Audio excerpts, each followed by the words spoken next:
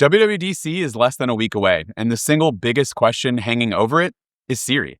We are finally expecting the smarter, more capable Siri that Apple has been promising for 2 years now, and it is coming in iOS 27. So I know we've talked about it a lot, but we haven't really done a video so far of everything that we are expecting for Siri and just Siri only. Because this is shaping up to be pretty significant, I feel like we owe just a dedicated video about everything that we know so far up to date as of June 3rd, 2026. So first, a little context on why this is such a big deal. Apple first showed off the idea of a smarter Siri all the way back in WWDC 2024. It was supposed to ship as part of iOS 18, but the underlying technology just was not good enough, and Apple ended up delaying the whole thing.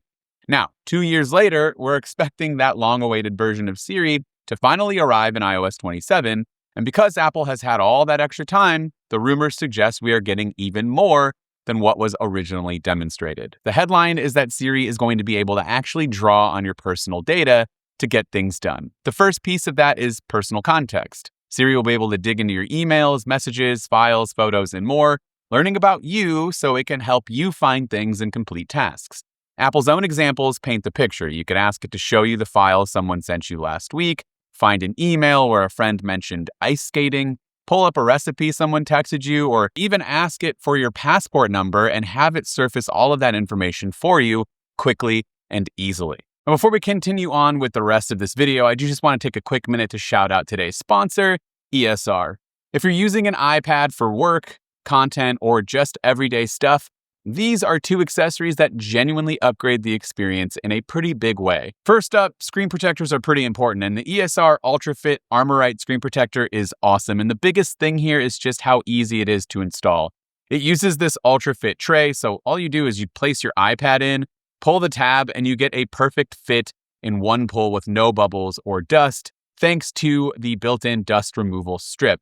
That's something they specifically focused on, and it actually delivers. On top of that, you're getting the Armorite protection with up to 7 times better impact absorption than typical screen protectors, along with 9H scratch resistance, so it's built to last. And even with that durability, it's still ultra thin and highly responsive, so whether you're scrolling, editing, or using an Apple Pencil, it feels just like the original display. Then we've got the ESR Shift magnetic case, and this is where your iPad really starts to feel more like a full setup. This case is designed to transform what you can do with your iPad with multiple modes for viewing, browsing, typing, gaming, and even writing. The stand is super stable thanks to strong magnets and wide support brackets, so whether you're at your desk, on the couch, or even using it on your lap, it holds steady.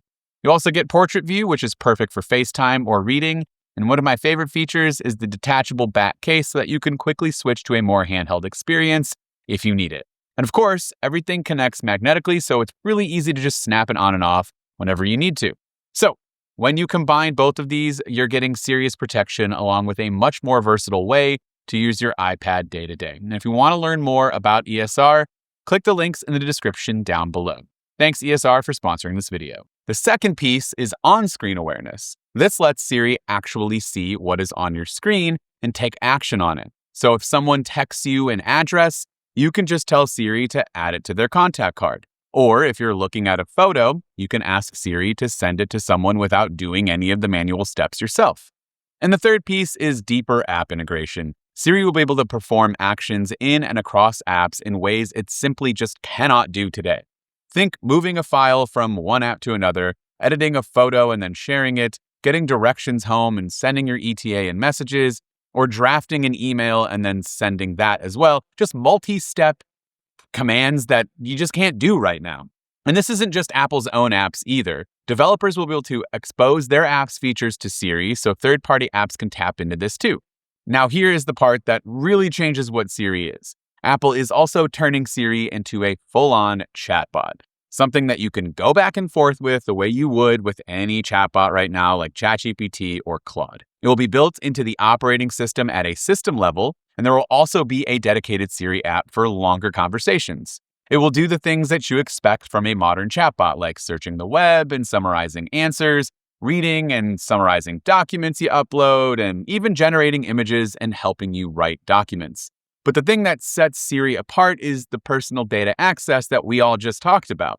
ChatGPT and Claude cannot see your mail, your notes, your photo library, any messages that come in, all of that stuff. But Siri can. And that finally gives iPhone users that kind of deeply integrated assistant that Android users have had through Gemini.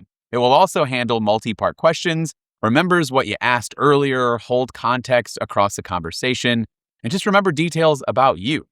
The design is changing in a big way too. Siri is largely moving into the dynamic island. The new way to summon it is swipe down from the center of the screen, from the home screen or from inside of any app, which brings up a feature called Search or Ask right in the dynamic island. You will see a glowing, pill-shaped animation to show that Siri is working on your request. When it has an answer, the dynamic island expands into a transparent card with the result, pulling in images, web info, and notes relevant to what you had asked. Swipe on that card and you get a conversation view that looks a lot like an iMessage thread, with the option to jump into the full Siri app from there. Search or Ask is actually replacing Siri suggestions, and it becomes this central hub where you can launch apps, start a text, check the weather, add a calendar event, trigger shortcuts, etc., etc. It's Spotlight Search, but way better. And interestingly, you will be able to route those queries to a third-party chatbot if you don't really want to use Siri anymore. Maybe you're just really heavily invested in ChatGPT. You can do that as well. Apple's also adding an Ask Siri button into the menus of its own app so you can send content straight to Siri with a request. One more design note, this new interface is dark only with no light mode, using dark backgrounds with color accents in pinks, blues, purples, and oranges that match the WWDC branding that we've been seeing lately. And also, I believe Jaws put out a tweet earlier in the week saying that WWDC was 1 week to glow or something like that, and there was all that glow. I'm guessing that is heavily referencing, obviously, this new glow animation for Siri. There's also a dedicated Siri app, like I mentioned. It will feel similar to the other chatbot apps, but with Apple's design language layered on top. Privacy is where Apple is going to try to separate itself from everyone else. The plan is to lean hard into privacy as a core principle, keeping as much processing as possible on device and using private cloud compute for the rest. There will be limits on what Siri remembers and for how long, and you'll be able to auto-delete your Siri chats and requests after a set period, like 30 days or a year, or choose to keep them permanently. And just like today, if you don't want any of this, you can turn Siri and Apple Intelligence off entirely.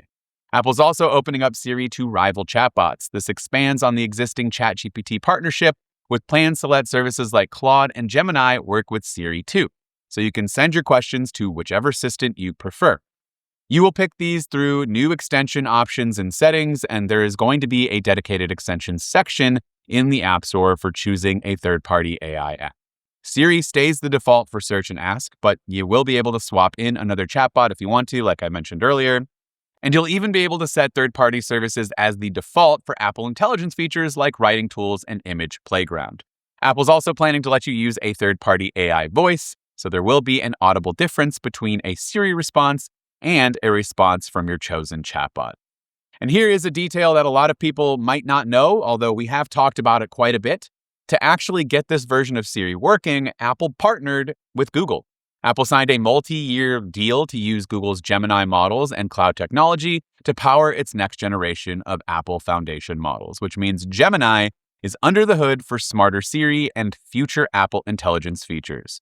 Apple basically said Google's technology gave it the most capable foundation to build on. Now, a quick word on compatibility. Apple Intelligence currently requires an iPhone 15 Pro or later, and it is very possible that the new Siri features will be locked to those same models, so older phones may be left out. As for when we see all of this, Apple is previewing the new Siri at WWDC on June 8th, which is very short, less than a week away, with the developer betas of iOS 27 going out that same day right after the keynote. Public betas, if you want to try it for yourself and don't have a developer account, should follow in July, and the full release, of course, fingers crossed, lands in September. The one caveat is that it is not yet clear whether every one of these features will be ready at launch or rolled out over time.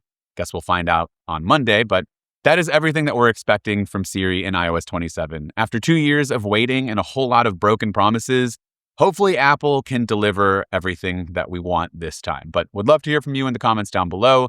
Are you excited about any of this? Is there any kind of feature that you think Apple is not going to deliver on time or at all? Let me know in those comments down below. This is Dan with MacRumors. Thanks so much for watching, and I look forward to seeing you around in the next video.